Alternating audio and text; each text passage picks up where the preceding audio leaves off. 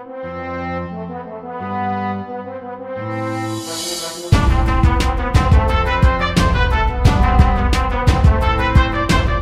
पिछले एपिसोड में हमने देखा मिकासा अपनी काबिलियत के साथ सभी सिटीजन्स को बचा लेती है और उस अमीर आदमी को डराकर सभी सिटीजन्स को गेट के अंदर भेज देती है, जिसके बाद वो अपने पास्ट में हुए एक इंसिडेंट को याद करने लगती है और उस फ्लैशबैक से बाहर निकलकर वो वैनगार्ड सेक्शन की ओर बढ़ती है।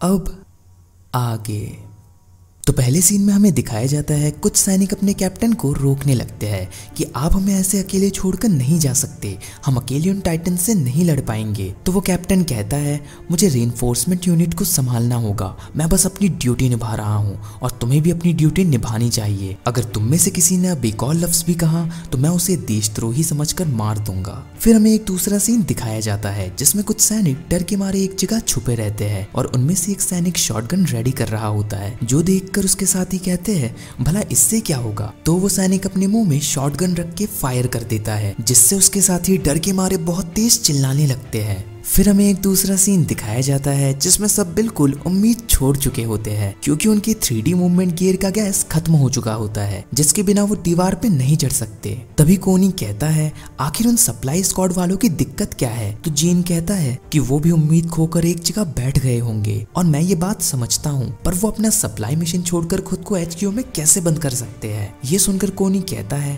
तो फिर यहाँ बैठकर भी कुछ हासिल नहीं होने वाला, हमें रिस्क लेके उन टाइटन से लड़ना ही होगा। तो जीन कहता है क्या बस इतने लोगों से ये हो पाएगा, वैसे भी फ्रंट लाइन में लड़ रहे सीनियर्स तक नहीं बच पाए तो हम तो वैसे भी नौसिखिए हैं, उससे भी बड़ी बात हम लोगों को वहां तक लीड कौन करेगा। वैसे भी अब वो सप्लाई रूम 3-4 मीटर वाले टाइटन से भर गया होगा, अब वहां जाना नामुमकिन है। फिर वो अपने आप से कहने लगता है पूरी जिंदगी बेकार गई, काश मैं उसे अपने दिल की बात बता देता। फिर हम सशा को देखते हैं, वो सबको मोटिवेट करने में लगी होती है कि अगर हम साथ मिलकर कोशिश करें तो बच सकते हैं, चाहो तो मैं तुम सबके आगे रहूंगी।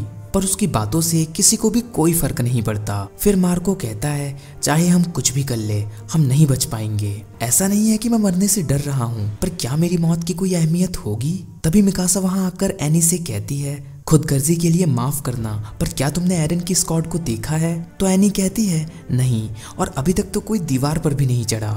लेकिन राइनर कहता है अरे हाँ आर्मिन वहां पर है। जिसके बाद मिकासा आर्मिन के पास जाती है और उससे कहती है तुम ठीक तो हो, तुम्हें चोट तो नहीं आई। वैसे एरन कहीं दिखाई नहीं दे रहा, पर उसके सवालों का आर्मिन कोई जवाब नहीं देता और खामोश रहकर बस यही सोचता है कि अब मैं किस मुंह से मिकासा को सच बताऊं, काश मैं भी वहां एरन के साथ ही मर जाता। पर रोते हुए वो मिकासा से कहता है मुझे छोड़कर 34th ट्रेनिंग कॉर्प्स स्क्वाड में सभी अपनी ड्यूटी निभाते हुए शहीद हो गए। और ये सुनकर सब और भी ज्यादा डर जाते हैं और कुछ लोग आपस में बात करने लगते हैं कि अगर हमने भी टाइटन से लड़ने की कोशिश की तो हमारा भी यही अंजाम होगा।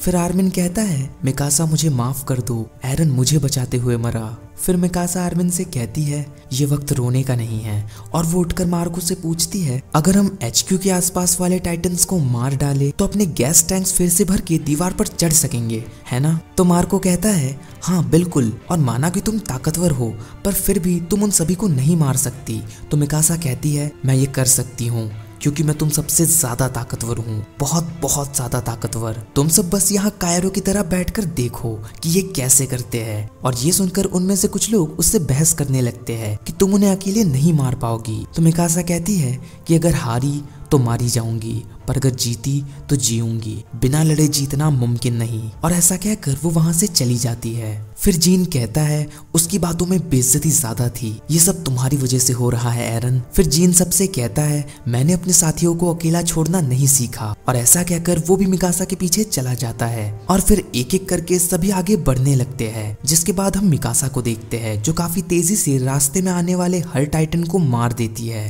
और कोनी अपने मन में कहता है आखिर वो इतनी तेज कैसे है। पर आर्मिन समझ जाता है कि वो बाकियों के मुकाबले ज्यादा गैस इस्तेमाल कर रही है, लेकिन ऐसे में गैस जल्दी खत्म हो जाएगी। साथ ही साथ आर्मिन कहता है कि आज वो हमेशा की तरह नहीं लड़ रही, वो अपने इमोशंस लड़ते हुए निकाल रही है। तभी उसकी गैस खत्म हो जाती है और वो एक घर के छत से जा टकराती है, जिसके बाद आर्मिन उसके पीछे जाने लगता है। फिर कोनी जीन से कहता है अब तुम्हें ही लीड लेनी होगी जीन, मैं आर्मिन के पीछे जा रहा हूँ। पर इस बात से जीन का मूड और भी खराब हो जाता है। फिर हम मिकासा को देखते हैं और वो अपने मन में कह रही होती है सब खत्म हो गया, मैंने फिर से अपना परिवार खो दिया, क्या मुझे इस दर्द के साथ फिर से शुरू शुरू से शुरुआत करनी चाहिए, पर तभी वहाँ एक टाइटन आने लगता है। फिर हमें एक दूसरा सीन दिखाया जाता है जिसमें एक सैनिक का गैस खत्म हो जाता है और उसे एक टाइटन पकड़ लेता है। ये देखकर उसका साथी उसे बचाने जाता है, पर बदकिस्मती से वो भी एक टाइटन के हत्थे चढ़ जाता है। ऐसे ही वो टाइटन उन सैनिक को खाने लगते हैं और सब खड़े बस देखते रहते हैं। जीन अपने मन में कहता है शायद जबरदस्ती ही सही, पर मैं उन्हें बचा सकता था, लेकिन मैं क्यों नहीं कर पाया? क्या मुझे इतनी बड़ी जिम्मेदारी संभालने का हक है भी? जिसके बाद फिर से हम मिकासा को देखते हैं और देखने से लगता है कि वो अब जीने की उम्मीद खो चुकी है। वो अपने हथियार नीचे करके आंखें बंद कर लेती है और मरने का इंतजार करने लगती है। पर जैसे ही टाइटन उसे पकड़ने की कोशिश करता है, मिकासा उससे बचने लगती है और उसे समझ नहीं आता कि आखिर वो बच क्यों रही है। वो तो हार मान चुकी है। तभी दूसरी ओर से एक और टाइटन आने लगता है, पर तभी मिकासा के दिमाग में एरन की बात आती है जिसमें वो उससे लड़ने को कहता है। जिसके बाद मिकासा अपने मन में कहती है एरन मुझे माफ कर दो, अब मैं कभी भी हार नहीं मानूंगी, क्योंकि अगर मैं मर गई तो मेरे साथ तुम्हारी सारी यादें भी मर जाएंगी। फिर मिकासा अपने ब्लेड्स रेडी करके टाइटन से लड़ने के लिए तैयार हो जाती है, लेकिन तभी वहां आया वो दूसरा टाइटन उस पहले वाले टाइटन को मार देता है। और ये देखकर मिकासा भी कुछ समझ नहीं पाती और वो अपने मन में कहती है आखिर एक टाइटन दूसरे टाइटन को कैसे मार सकता है। तभी आर्मिन की नजर मिकासा पे पड़ती है और वो उसे लेकर एक घर की छत पर चला जाता है। तभी कोनी भी वहां आ जाता है और वो उनसे कहता है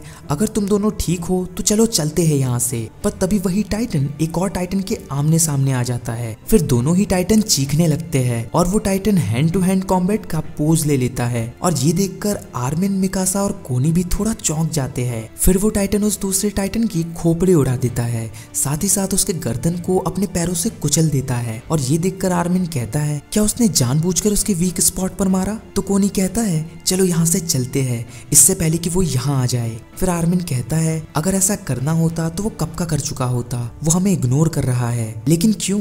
तो मिकासा भी कहती है उसे तो हैंड टू हैंड कॉम्बैट भी आता है, आखिर वो है क्या? तो कोनी कहता है वो एक एबनॉर्मल टाइटन है, वैसे भी उन्हें समझना नामुमकिन है, चलो HQ चलते हैं। फिर आर्मिन कहने लगता है मिकासा की गैस खत्म हो चुकी है। और ये सुनकर कोनी घबराकर कहने लगता है कि अब हमें लीड कौन करेगा?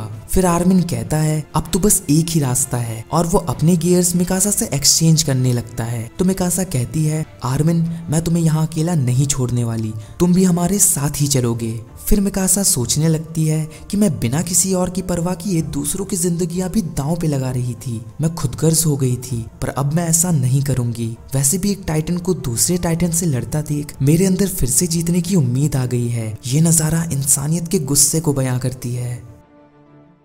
वीडियो पसंद आई हो तो एक लाइक और कमेंट तो बनता है बॉस। ऐसी इंटरेस्टिंग वीडियोस देखने के लिए चैनल को सब्सक्राइब करके बेल आइकन दबाना मत भूलिएगा। इस वीडियो को अपने चाहने वालों के साथ शेयर करना मत भूलिएगा। मैं मिलता हूँ ऐसी एक इंटरेस्टिंग वीडियो के साथ, तब तक के लिए बाय। Thanks for watching.